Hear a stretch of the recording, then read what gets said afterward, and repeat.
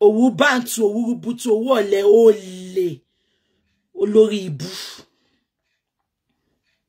Ẹ lọ bí alfa Fulani. Mo kàn máa ń wo gbogbo yín ni. Alfa Fulani ẹ lọ bí wọn. Kẹ́ni ní ṣojoju bega ti ẹ níbẹ̀ yẹn. Àbí bó lọ́dọ̀ Paso yẹn ná.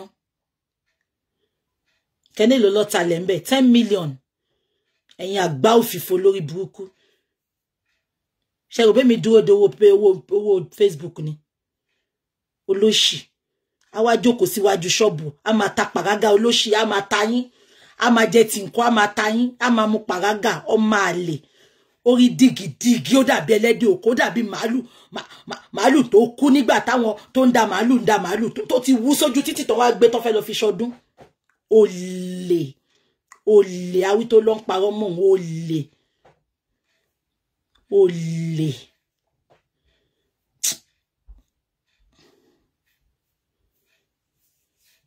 Àbájọ náà èmi náà sọ orí gébú ni ò gbà bọ́dì. Ẹgbẹ́wẹ̀lé gébú o bí pé yàlá ya ẹ̀dáwó olóṣì kò rọ́wọ́ yọrí. Ọwọ́ ẹ̀ jí sílẹ̀ báyìí ni kò rọ́wọ́ yọ sókè rí. Mọ́mì mi mo ti gbọ́ jàre.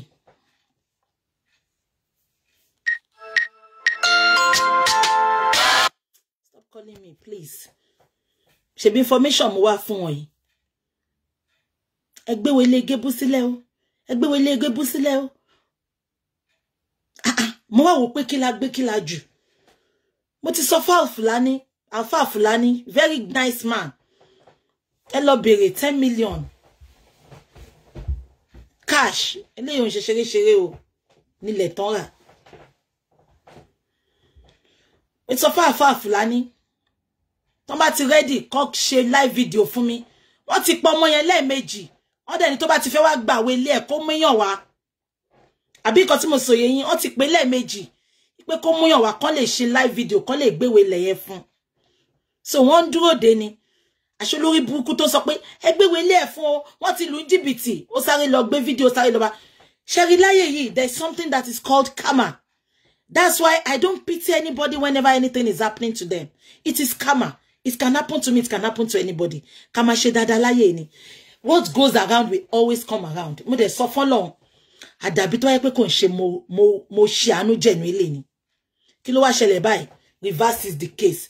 Ṣé báwo tí ẹ̀sùn ẹ̀wọ̀n? Àṣàṣù prison. Wúlé kirikiri. Lọ́n yọ yín tí mo sọ̀rọ̀ mọ́. Kọ́ tí ń bá fojú yín rí. You will smell pepper. But mi ráyè. Ọlọ́run tí ń bá mi deal pẹ̀lú gbogbo yín. Exactly, Mommy Ellen. What goes around comes around. Ó ṣe to the extent pé ó wá ń ṣépè fáwọn ọmọ ẹ̀ láìṣe ọmọ mi. Ìjọ tá àti Tóyìn sọ pé until tí Sister Bukky Jesse bá sọ pé kí n gbéwèé lé yẹn sílẹ̀ mi ní gbé sílẹ̀. Àti Tóyìn kàn sọ tí wọ́n ní náà. Ó dẹ̀ bọ́ta. Ló ń ṣépè. Làwọn olórí burúkú kọlà náà pé wọlé ló ń ṣépè. Èpè máa padà sórí gbogbo yín ni. Àdàbí. Tó yẹ pé mo ṣoore yẹn láti fi score points, àwọn pointless points tí gbogbo yín fẹ́ score lórí social media. Ó ń ṣépè ńjọ́ yẹn ni. Ó máa gbélé ní o. Ó máa èmi kí ni mo fẹ́ fi ṣe? Do you know how much I put into that house? Ask Sister Toyin. Do you know how much I gave out? Àti ìgbà yẹn mo ti sọ pé kéèyàn máa kú lọ báyìí. Mi ní ràn yàn kankan lọ́wọ́ mọ́. Lẹ́yìn tí a ṣe yẹn tó pè wá lólè, ìgbà yẹn ni wọ́n tún wá lọ gbé ìyá ìbejì ládùúgbò ẹ̀ ní Gàndò. Olóṣì. Ìyá onípàrágà. A máa ṣe ṣó a máa ta yín ṣáà ni. Ẹran tó jẹ kó ṣe fọkọ kó ṣe fọmọ wèrè ti jẹ tán. Wúlé bàǹtù. Ó dàbí ẹlẹ́dẹ̀ ẹ̀gàn. Ó dàbí ẹlẹ́dẹ̀ PSO. Àbí àwọn PS kan ló ń ṣe farm.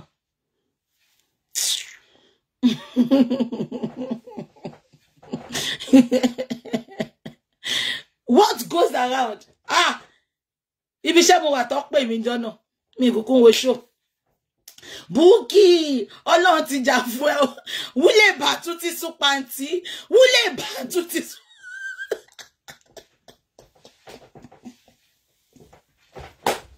Oh my God. Ọlọ́run tí a kò lè dá dúró. Mo gbé ọ̀gá o. Ọlọ́run tí a kò lè dá dúró. Mo gbé ọ̀gá o. Ẹ ṣe ká àti kàfílà. Ó dàbí ẹlẹ́dẹ̀ Ọlábánjí Farms. Ọlọ́run tí a kò lè dá dúró. Mo gbé ọ̀gá o. Ọlọ́run tí a kò lè dá dúró. Mo gbé ọ̀gá o. Olórí burúkú olè. Ó jókòó ti PayPal. Ó jókòó ti owó kan ní bàbá òun kú. Ṣó wá jọ mí lójú ni. Ṣé báwọn tó fún ẹ lé tó gbé lọ́fẹ̀ẹ́ ó bọ́ta bú wọn náà. Àǹtí kan kí ló kọ ẹ̀ bèbí tó wà ní outside kìíní yẹn. Outside Scotland àbí kí ló kọ àǹtí yẹn. Èmi mọ̀ báyìí ni ó máa fún ẹ lówó back to back every month. Ó bú now.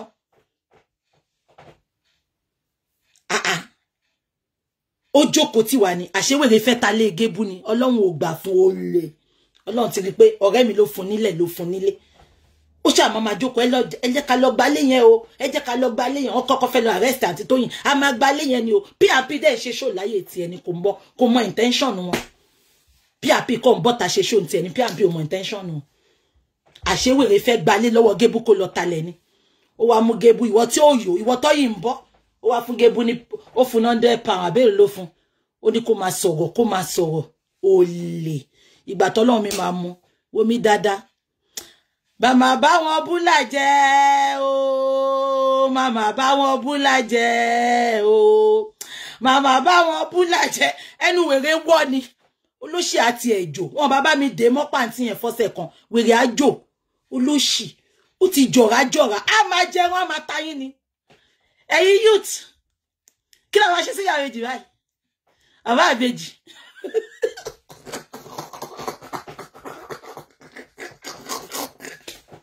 Èmi náà wọ́n pè mí nice. Mommy mo ti ń lọ. It's not by our outside.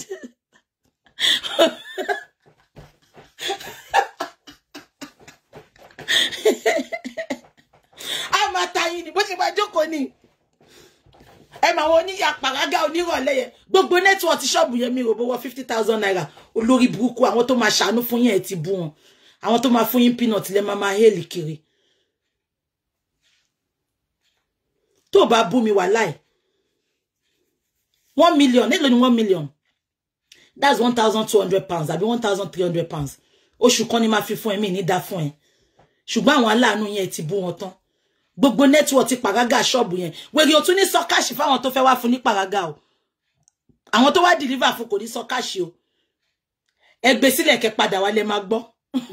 Ó máa súnmọ́ kámẹ́rà ni eyín lá máa ta. Ìyá ìbejì kí la máa ṣe tí bàbá ìbejì rẹ. Mo ti lọ ra aṣọ fún wọn lẹ́ni olórí ibú. Wọ́n ní aṣọ tó ra gbogbo ìwọ 20,000 ládùúrú 1 million tó gbà. A máa ta yín ni bó ṣe máa ṣe ni. Olóṣì ọmọ àlè mo rántí ìgbà tó kọ́kọ́ wá sórí Facebook abó ti gbàgbé ni mo ti gbàgbé ọkọ lady yẹn wà nú ewé òun ló mú àná èmi ló kọ́kọ́ introduce ẹ̀ sí ipò fẹ́ máa sọ̀rọ̀ fún wa kò ní credit rí ó ní iye 10,000 naira tí mo send sí Nàìjíríà ń gbà yẹn kò ní credit rí ipò kó máa sọ̀rọ̀ ìgbà yẹn mo wà nínú ewé.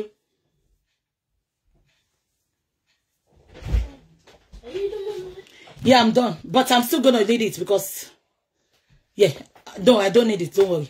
I will copy and paste. 10,000. Tó bá ti fẹ́ jáde ṣe show báyìí. Nkeshi. Phone me oye bàjẹ́. Ṣé mo, èmi busy so mi really lè ṣe show ngba yẹn. Nkeshi ni witness mi. Èmi àti Nkeshi. 10,000 tó gbà ló ń lọ yẹn. Ó ti ń jalè tipẹ́ gbogbo yẹn ẹ fura ni. Ó ti ń jalè tipẹ́. She will look for a way to. That was why I said it in my video this morning. Ẹ má sọ pé yàn kan ní bẹ́gibẹ́gi. Gbogbo wọn ni olè, gbogbo wọn ni oníjìbìtì. Ọ̀nà tó fi ń gbà jalè kan yàtọ̀ ni. Olè lélẹ́yìí ẹlẹ́dẹ̀ ẹ̀gàn yìí. Ẹlẹ́dẹ̀ fa. Àbí kan tí mo sọ yẹn. Ẹlẹ́dẹ̀ ẹ̀gàn yẹn olè. Òun ni international thief. Number 1 thief ní lórí social media. Tí ó bá ṣe number 1 thief. anja lọ́run ṣe kan ráyé àwọn blogger lóyìnbó ń jà kí ni tiẹ̀ olórí burúkú ẹ̀rí tí wèrè ń lọ ẹ̀wọ̀n lójoojúmọ́ tẹ̀wọ̀n dé wọ́n máa gbé lọ sẹ́wọ̀n because àwọn ará lóyìnbó ló ń jà ó ní visa kan dé pèdèpò kí ló fẹ́ ní ará lóyìnbó ló ń jà kí ni tiẹ̀ wọ́n wá ń gbé wèrè sẹ́wọ̀n lójoojúmọ́ ó ń sunkún wọ́n tó jẹ́ kán gbàgbé síbẹ̀ you can imagine 10,000 tó gbà lọ́wọ́ mi ìgbà tó kọ́kọ́ wá sórí Facebook èmi ló kọ́kọ́ bá sọ mo ti gbàgbé orúkọ àǹtí yẹn ti kúrò nsìn ó ti deactivate account ẹ̀ àǹtí yẹn ó bá mi àti Nkechi sọ̀rọ̀ ọjọ́ àṣẹ 3 wake up ó ní lady yìí òun mọ̀ ìkó lòun ti mọ̀ ipò mọ̀rọ̀ sọ báwo dé la ṣe mọ̀ ipò mọ̀rọ̀ sọ ó pè wọlé ńjọ́ náà ni à ń ṣe chat lọ́wọ́ wọ́n wá ní kó pè wọlé ó wá pè wọlé so ó sọ̀rọ̀ yẹn ó dùn bí ẹni tó mú wá ṣe bí ẹni tó jẹ́ kó mọ̀ wá bó ṣe pè mí nìyẹn later pé ẹni yìí mọ̀rọ̀ sọ pé lóun máa láti máa ṣe chat fún wa tó bá ti fẹ́ jáde báyìí kò kí ní credit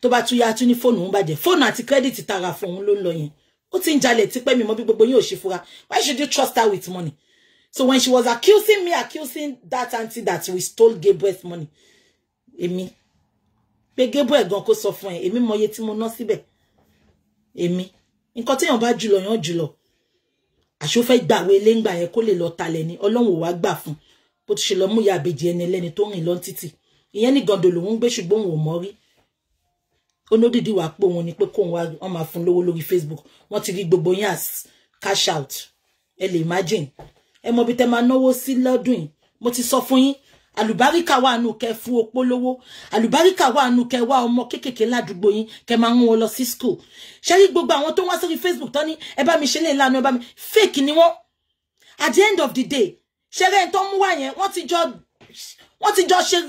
ti jọ link up tó máa jọ pín owó yín wọ́n ti sọ yín di alárùdálẹ̀ I don't say you should not give but ṣé rí ìbùkún ìgbéga gbogbo ẹ̀ ó wà nù kẹ́ fún kẹ́ ṣàánú opó just go and look for àwọn opó ládùúgbò yín arúgbó àti Bukky mọ nǹkan tí mo sọ Bukky owó ẹ̀yẹ ẹ lọ wá arúgbó kẹ́ máa fún wọn lówó àdúrà arúgbó kó má jẹ́ yà yín gan ẹ fún wọn lówó tẹ́ bá lówó ń gbà mí ẹ ra Ankara kẹ́ pín fún wọn ẹ mọ nǹkan tó ń work for me I'm always coming to you to tell you something ẹ kàn rí pé máa ń bọ́ síta máa kàn wá yarn shit ni I don't come out to yarn shit olórí lálẹ́ àkí ló sọ pé ẹ ṣe àbíwèrè ni wọ́n ni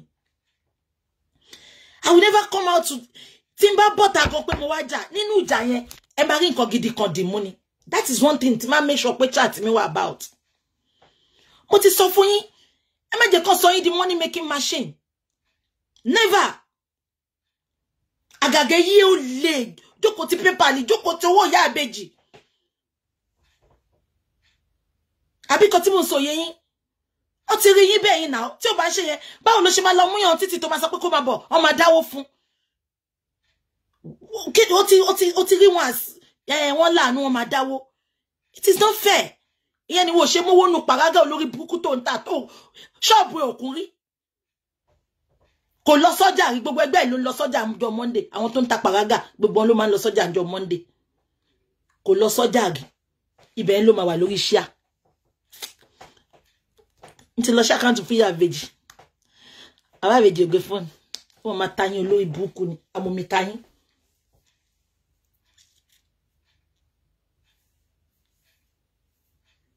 ẹ lọ fárúgbó lówó ẹ lọ even no fanage om gan ẹ má náwó síbẹ̀ ẹ lọ wá entertainment ẹ má san fún lówó ẹ má jẹ́ kó gbé anybody wá kó wá fi scam mi lórí social media ó lè ní gbogbo wọn a máa wa mọ́tò náà ẹ jọ ṣe stage coach ló ń wà ní ṣé mo lu ẹ ló ń wà ní a máa wa mọ́tò báyìí a máa mi lórí steering mi ríru steering yẹn rí gbogbo steering ló ti rọ ó ṣe bàbá ṣe lórí steering àdíjọ tí mo kọ́kọ́ tó send video yẹn sí mi mo lè jọ ṣe trailer ló ń wà ní àbí car àbí bus ẹ mọ bí stage coach ṣe rí HDV bó ṣe máa ṣe ni ó máa mí ni